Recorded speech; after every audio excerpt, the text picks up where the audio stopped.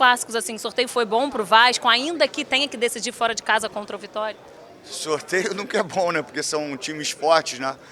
E Vitória é um time muito forte, muito organizado pelo seu presidente fora de campo e muito bem treinado pelo Jair Ventura.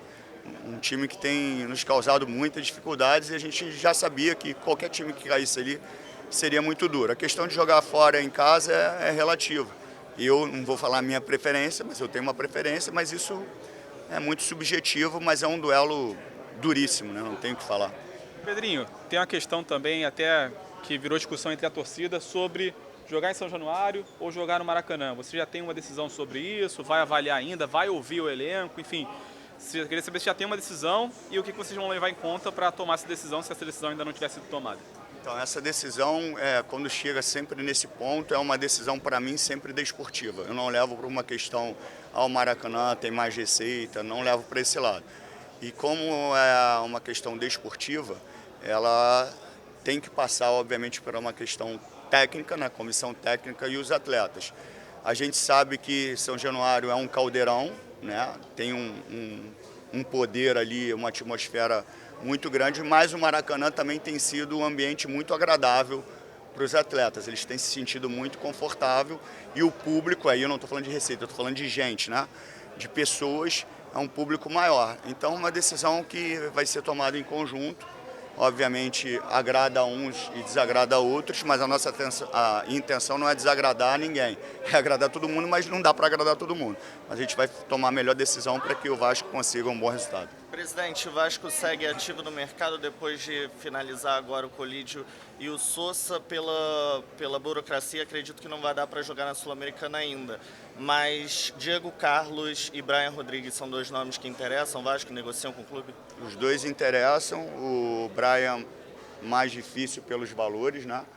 É engraçado que quando a gente começa a procurar jogador, ele começa a fazer gol adoidado, foi assim com o Deossa. O Sousa e o Colídio pela burocracia, e aí é bom frisar o porquê da demora, porque às vezes a gente ganha uma culpa ou uma responsabilidade que não é nossa. O Vasco cumpriu todas as suas transações antes do meu afastamento de forma precisa, sem nenhuma irregularidade. E depois do meu afastamento, obviamente, o Vasco é o time hoje do país mais fiscalizado e com mais burocracias para a contratação. Hoje eu tenho um administrador judicial, hoje eu tenho um watchdog, eu tenho uma auditoria e tenho 500 processos para fazer uma contratação.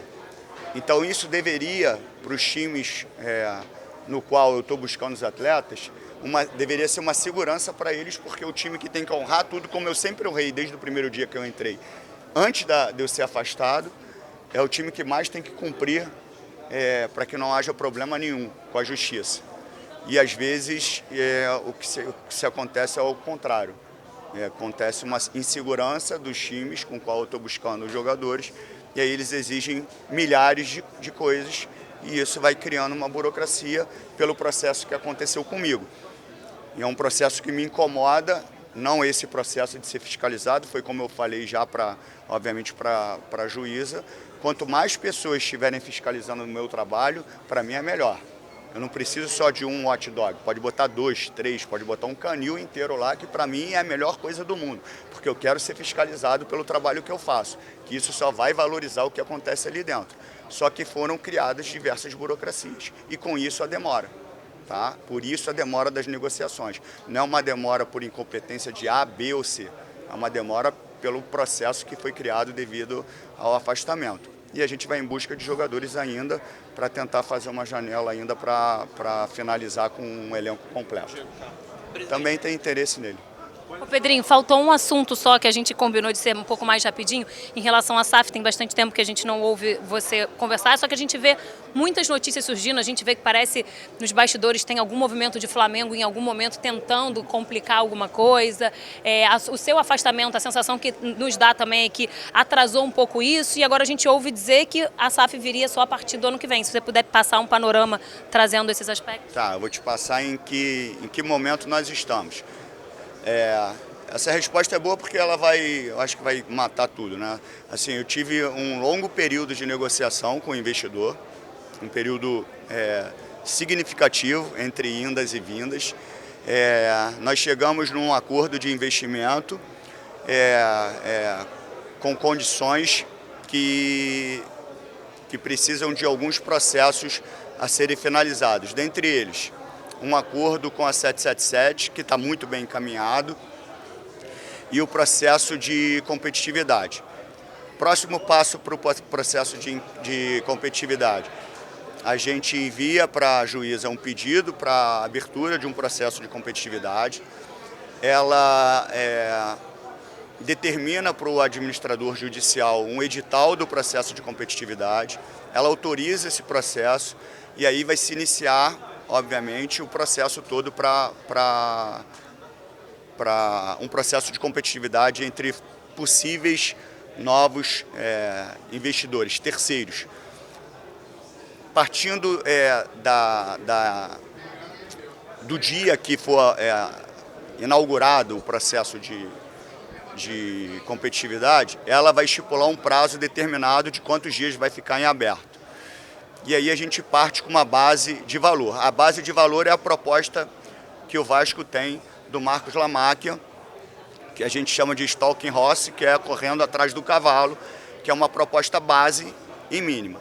Se chegar terceiros, algum investidor com uma proposta acima da do Marcos, o Marcos tem o direito de igualar essa proposta, perdão. Se não tiver nenhuma proposta, finaliza com o Marcos e a gente vai para os ritos naturais. Passa no Conselho Deliberativo, vai para a votação dos sócios na Assembleia Geral e aí a gente finaliza a venda.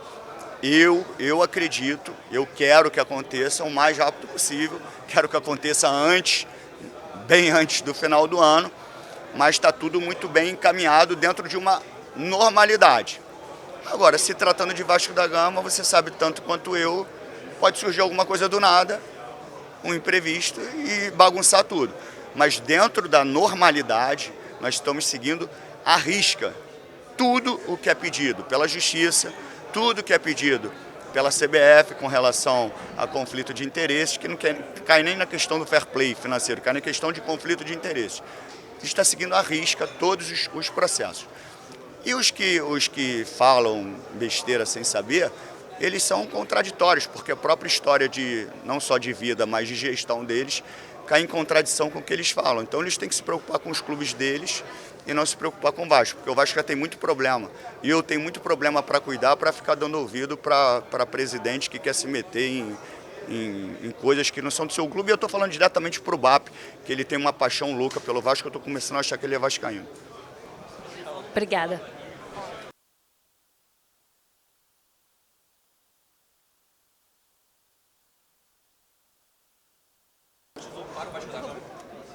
A questão do título, assim, a instituição ela trabalha para ter títulos, isso é ponto, não tem dúvida. E eu, desde que eu entrei, o objetivo, desde os meus 6 anos de idade, foi ganhar títulos. Mas eu, como um gestor, como um executivo de uma empresa, eu tenho que olhar o cenário. O cenário do Vasco era para pagar as dívidas. E desde o meu primeiro dia eu falei, não sei se na minha gestão eu vou ganhar títulos, mas eu vou fazer o que tem que ser feito de melhor para o clube, que é sanar as dívidas. Nós entramos em recuperação judicial, todo mundo já sabe a história, diminuímos bastante a dívida, arrumamos as dívidas dentro de uma recuperação judicial, então o investidor não vai ser pego de surpresa, a casa está arrumadinha para um novo investidor. O investidor chegando, isso é um ponto muito importante que a torcida precisa saber. Acabou o problema da dívida do Vasco, a dívida é do CPF do investidor, acabou. O Vasco vai ter ali, obviamente, continua com a dívida que eu digo, tem um cronograma de pagamento dentro da RJ, mas acabou. O investidor é obrigado a pagar as dívidas, então o Vasco não vai ter problema mais nenhum. E aí o meu trabalho também é como se fosse um título, zerar as dívidas do Vasco, porque eu sei que daí para frente é muito mais fácil, porque você vai tendo receita, o clube vai se tornando autossustentável, com o investidor a tendência é ficar muito mais forte. Obrigada.